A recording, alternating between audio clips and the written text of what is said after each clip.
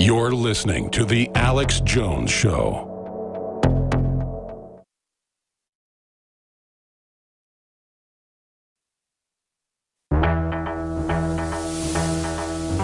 We are on the march. The empire is on the run. Alex Jones and the GCN Radio Network.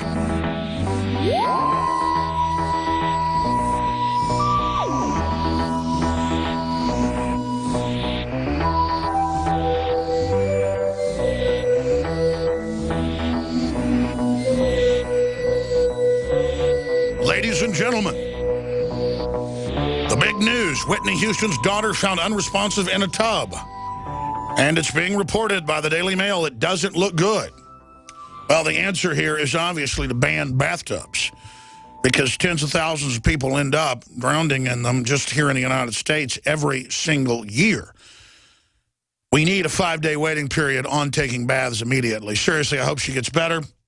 This shows how fame, in many cases, ends up destroying families, not just the celebrities, but their children as well. That's why I've not really encouraged my children to get into thespian activities or music.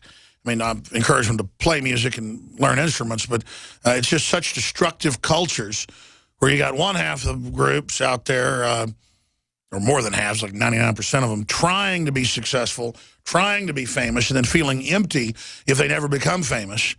And then you've got those that do become famous statistically are some pretty unhappy people.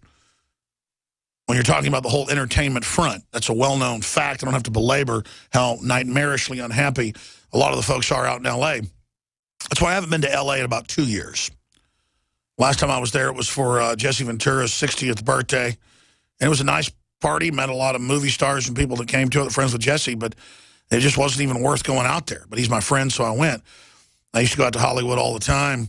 Had a lot of fun out there, a lot of interesting people. I like to go out to the beach, Malibu and stuff, but it's just that I wish the general public had seen what I've seen behind the scenes to realize there is no grass is greener.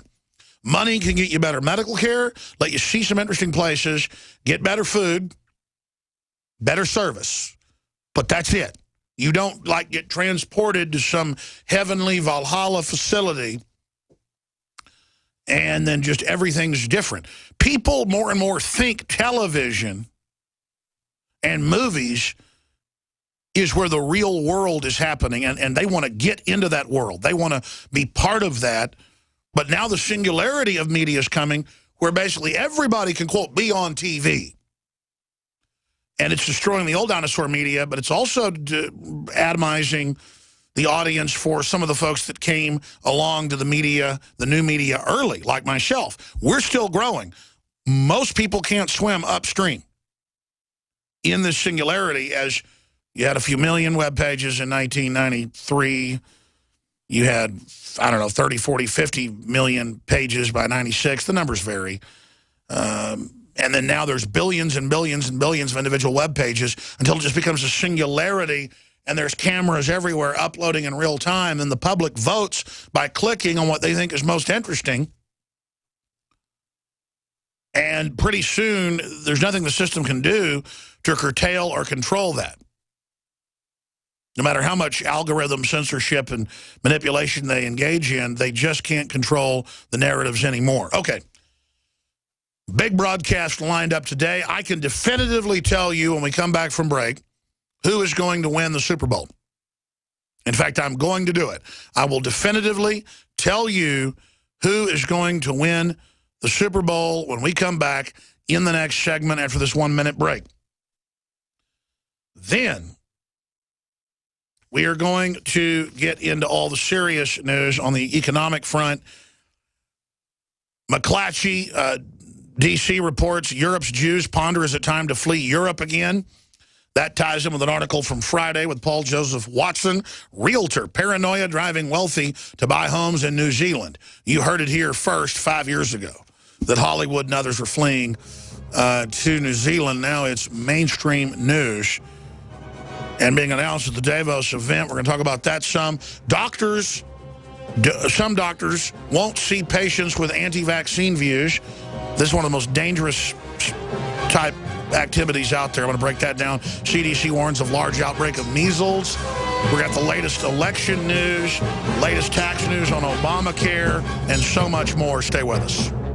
For all of recorded history, civilizations around the world praised the health benefits of silver. At InfoWars Life, our mission is to bring you the highest quality, purest, cleanest, effective colloidal silver on the market today for the lowest price available. You don't have to be a doctor to know. The fall and winter months are the most dangerous time of year in North America when it comes to you and your family's health. InfoWarsLife.com is very excited to announce our biggest run yet of Silver Bullet colloidal silver, exclusively available at InfoWarsLife.com. Now, InfoWarsLife.com has taken colloidal silver to the next level using a cutting-edge technique that is free of toxic artificial additives. Now more than ever, it's important to stock up on high-quality Silver Bullet from InfoWarsLife.com.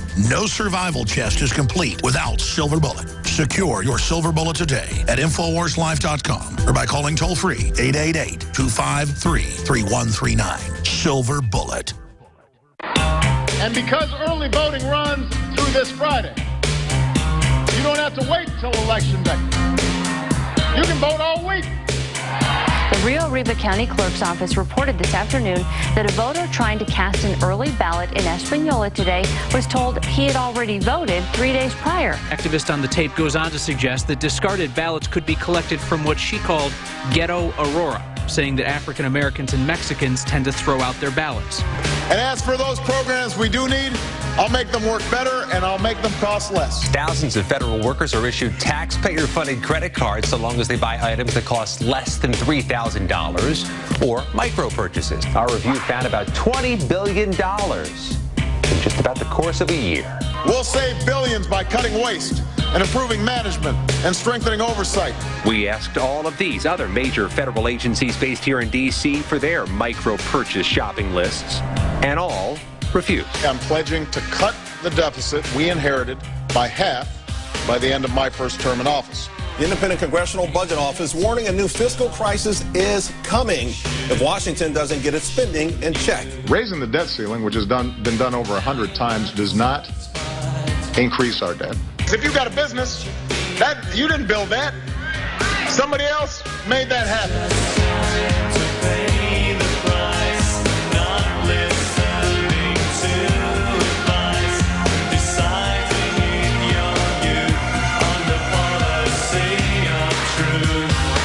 Live from the Infowars.com studios. First, Ebola is not spread through the air like the flu. Ebola is capable of entering human airway cells. Ebola is primed to be able to have respiratory transmission. Crashing through the lies and disinformation. It's Alex Jones. You are either with the Republic or against it. So you stand there tongue-tied. You better learn your lesson well. We are here, ladies and gentlemen, Monday through Friday, 11 a.m. to 2 p.m. Central Standard Time. Back Sundays live, 4 to 6 p.m. Central. And, of course, we have the InfoWars Nightly News, 7 o'clock Central every weeknight at PrisonPlanet.tv. All right, I'm going to reveal to you here today the winner of Super Bowl 49 that kicks off in about 22 minutes from now. I will reveal to you today the winner early. Then we're going to break down several videos that are everything the police need to be against.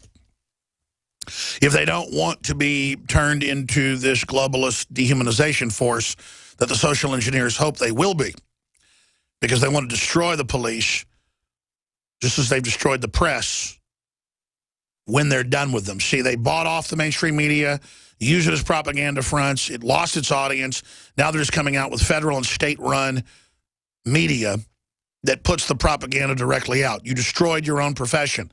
If they can continue the militarization of the police, they can continue trying to turn them against the American people and vice versa, then they can create the social destabilization that will allow a centralization over the police, but down the road, they will then be scapegoated and destroyed, and it will be basically autonomous ground, air, and sea robots and surveillance systems that will control the public. An example is if you get in a new Chevy Tahoe, it's got the sensors in the seats that every time you get near the line, they buzz and click and condition you, and then, of course, report back with the data systems they have on board to the government, to the threat fusion centers, everywhere you're going, what you're doing, and your, quote, true driving record. You can argue, well, that'll make us safer. No, it's AI systems of control. You don't, quote, pay whatever the IRS wants. You can't leave the country. You can't get through regional checkpoints. You can't buy or sell. You may have heard about that in the Bible, but let's just cut the Bible out of it for those out there that don't believe in that. Just look at what you could do with not being able to buy or sell unless your biometric retina scan or thumbprint checks out. You're not going to need police in the future, ladies and gentlemen.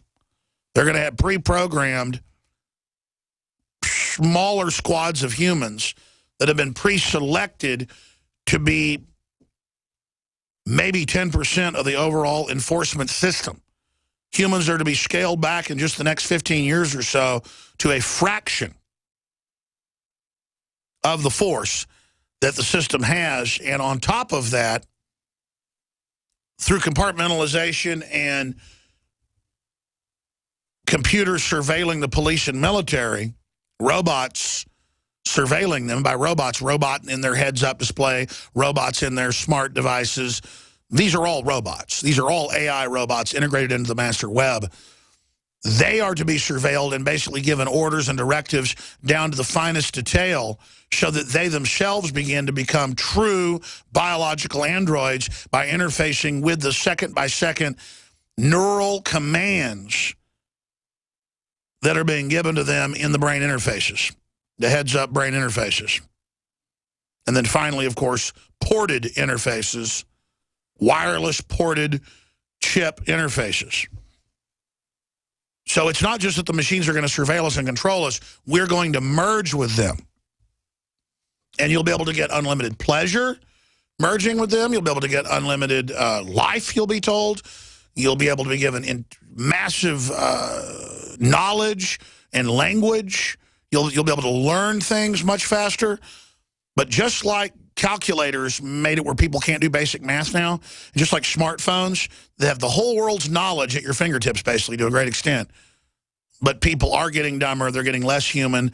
Their IQs are dropping. Their neurons are dying.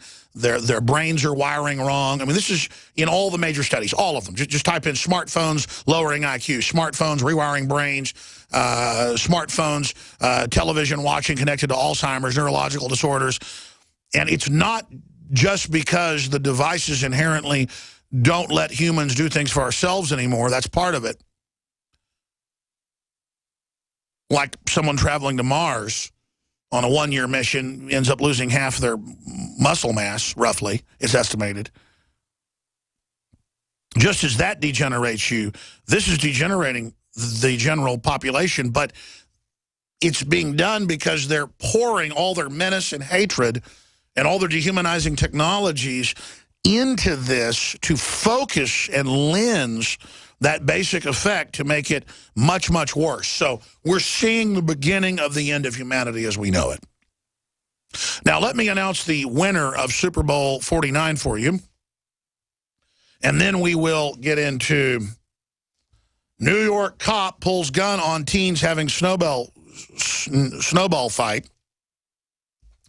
And you really can't make this up. I've seen these videos before. This seems to come out every year all over the country where it's snowing, that if people are snowball fighting each other, the police come and point guns at them. This is not the first time. And this is all part of the mass mental illness. Should we hate the police in general because of this? No, we're meant to hate them with these type of things coming out and being looked at. We need to understand, though, this is part of the general mental illness where your neighbor calls the police on you because you spat your 5-year-old on their butt when they go out in the street. Or your 10-year-old's playing across the street at the park, so they call the cops on you. It's mentally ill, politically correct people that are in the society. and it's the globalist directives and the police forces and the type of people they're picking. I mean, as corrupt as the police I grew up